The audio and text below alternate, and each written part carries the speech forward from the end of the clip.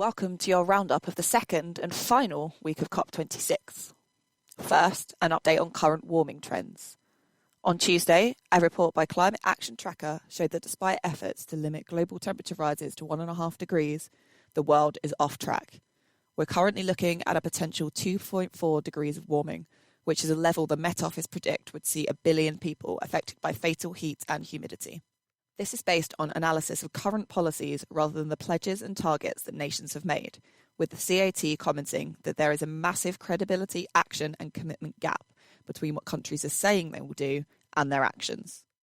This need for immediacy was evident in the COP26 draft agreement released on Wednesday. It called for a 45% reduction in carbon emissions by 2030 and the world achieving net zero by 2050, as well as more support to be provided by developed nations to address the damage caused by climate change in vulnerable countries. On Thursday, an unexpected announcement came in the form of an agreement between the US and China to work together to reduce emissions.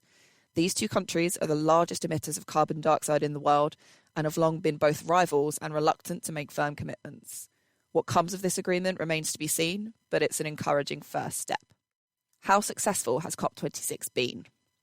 With formal discussions not yet over, the agreements aren't set in stone.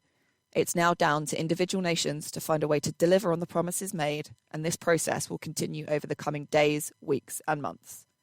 The predictions on what kind of temperature rises we could be facing haven't been promising, but analysis shows that if all nations deliver on their promises, we could achieve something close to our 1.5 degree warming target. The response to COP26 from outside parties has been mixed. Many prominent NGOs and charities, like Greenpeace, see the draft agreement as not going far enough. Even before COP26 started, much was said about the absence of China and Russia's presidents at the event. On Thursday evening, we can't yet say if COP26 has been a success, but it has got the world talking. Whilst governments agree policies to take the planet forward, we must make changes to the way we live if we're to keep 1.5 degrees in reach. It's not an individual responsibility, but a collective one. Everyone, everywhere, must take action.